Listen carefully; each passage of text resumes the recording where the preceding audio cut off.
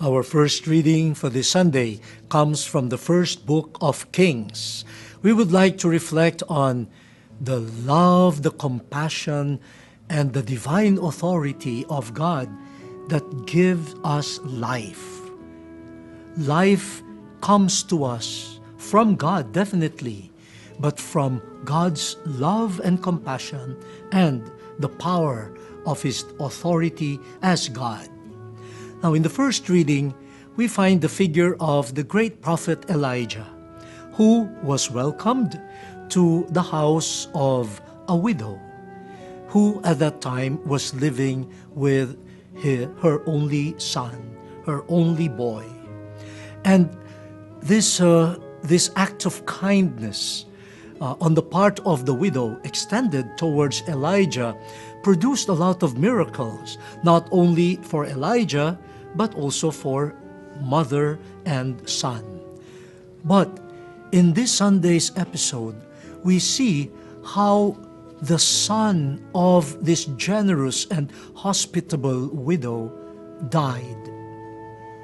And this event led the widow to question Elijah, the man of God, this known prophet. Said, "Why did you come here? How come your presence among us brought death to my son? Did you come to me in order to bring punishment to my sin and guilt? Are you the bearer of death because we are sinners?"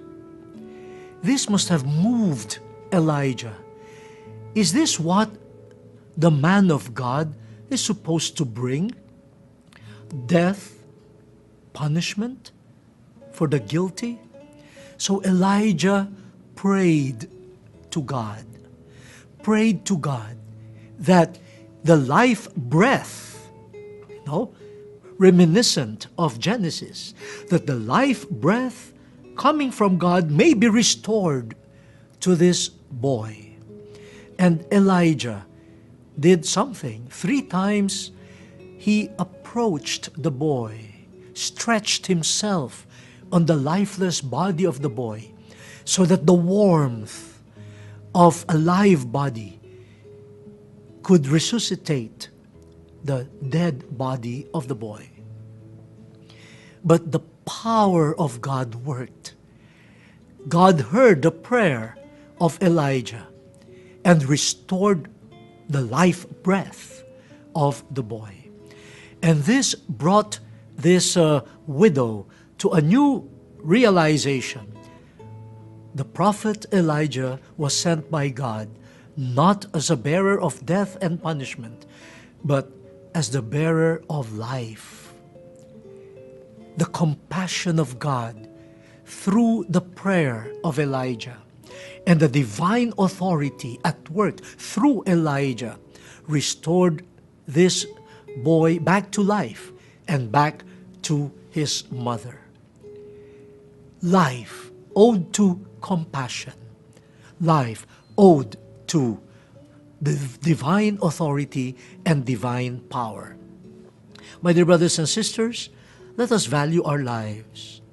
Life is ours as a gift of God, out of His love and compassion.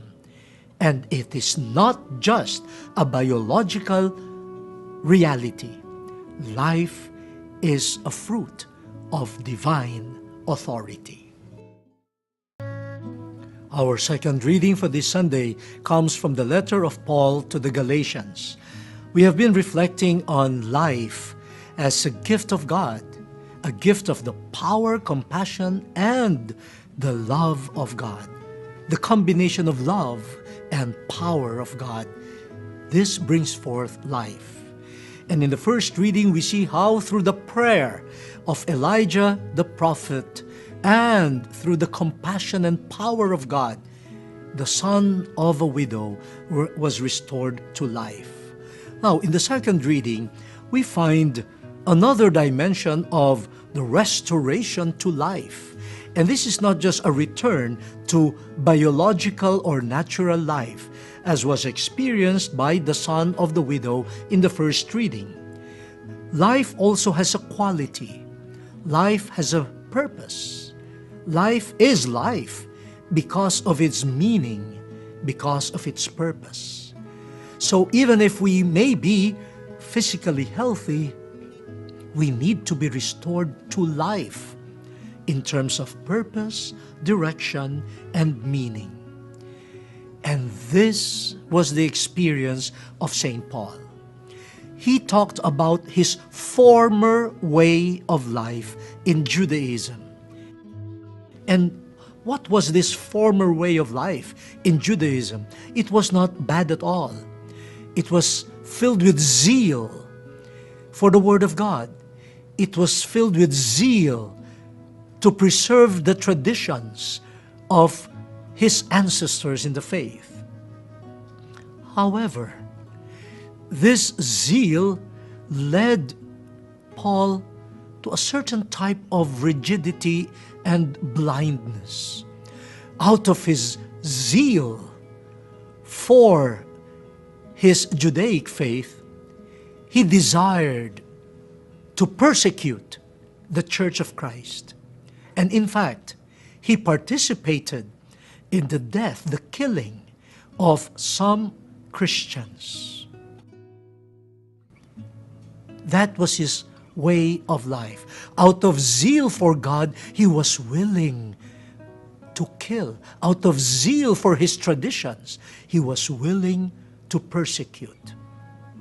But God, according to St. Paul, by his favor, by his love, by the power of his gentle compassion, St. Paul was called by God.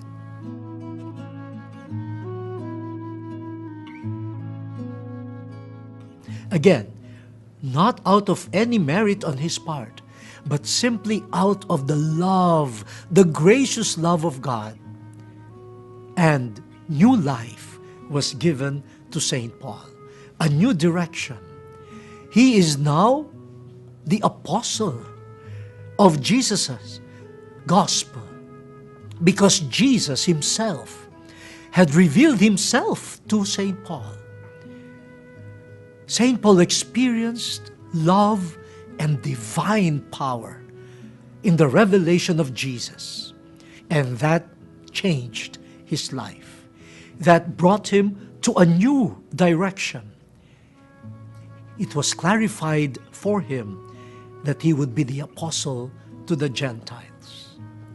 Again, new life coming from the gracious God, from his love and compassion, and also from the power of his word, the power and the authority of his gospel. My dear brothers and sisters, so in the second reading, we are being asked, how is your life? Not in terms of your physical health, but how is your direction in life?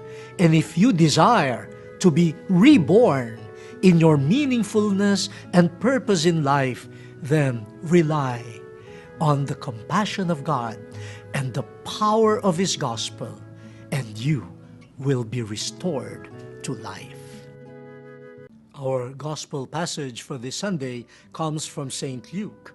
We have been reflecting on the gift of life, definitely coming from God, but this comes from the love and the power of God.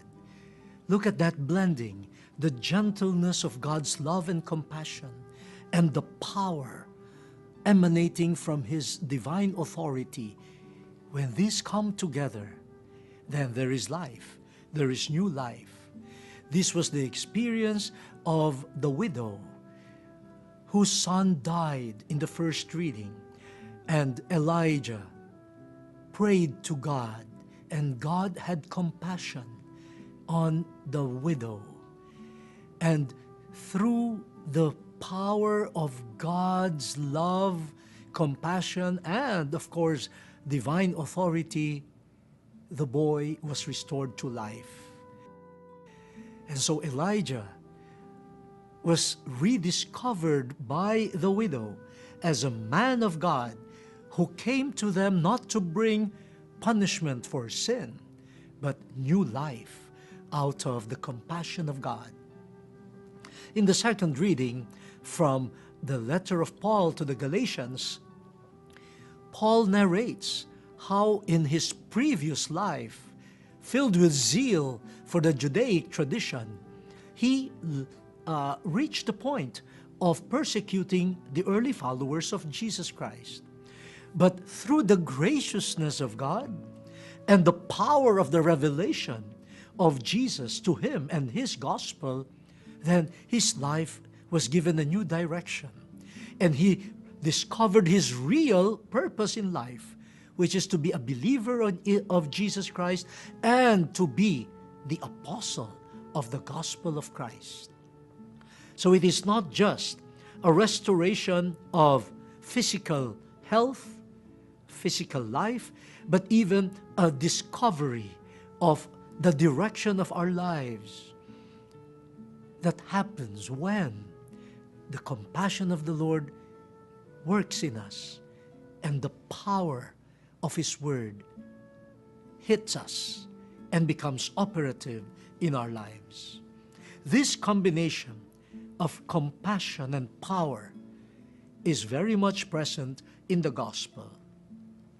Jesus, with his disciples and with a big crowd accompanying him, entered the town of Naim. Imagine Jesus with the following. And as they entered the gate of the town, they encountered another crowd. And this crowd was bearing the dead body of the only son of a widow. You have the encounter of the Son of God and the dead son of a widow at the gate of the town. What will happen? Here is a new Elijah, not only a man of God, but the very Son of God. What will happen to him? Jesus, seeing the funeral procession and realizing that this was the only son of a widowed mother, was moved with compassion. So here the first element that we have been talking about, the compassion of God. God is able to feel with and for human beings who are suffering. And in this gospel passage, we see God in Jesus showing much love and compassion for a woman, and in her for all women who bear a lot of the sufferings and pains, not only in the family, but also many atrocities of society and history. God is moved in Jesus Christ with compassion.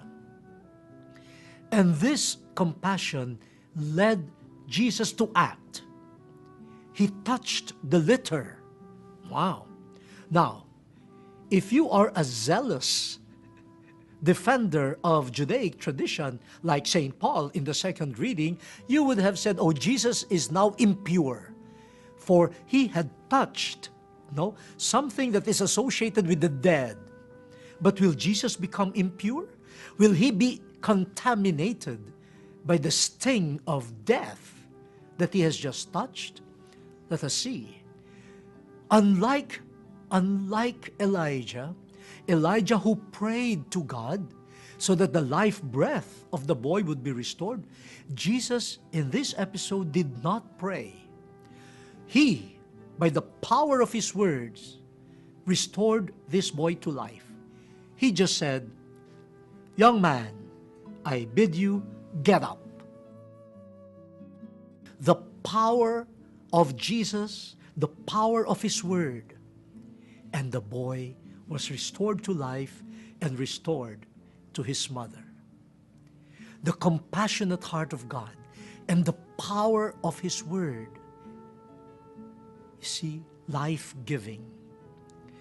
This was experienced by the woman who lost her son during the time of Elijah. This was experienced by St. Paul in his reformation of life.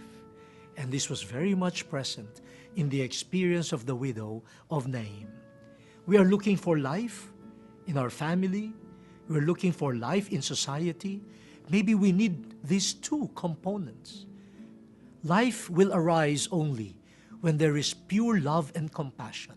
Without love and compassion, there will be no real life in society. But we also need power. What power? Not brute power, not brute political military power, not the power of money, not the power of ambition. We need divine power. The power of the Word of God, the power of the presence of God. Power and compassion coming from God. These two will bring us back to life. So let us examine ourselves. Let us examine what's going on in our families and societies. Maybe it is time for us, like Elijah, to pray to God, to have pity on us, and also to exercise the power of His Word on our lives and on our society.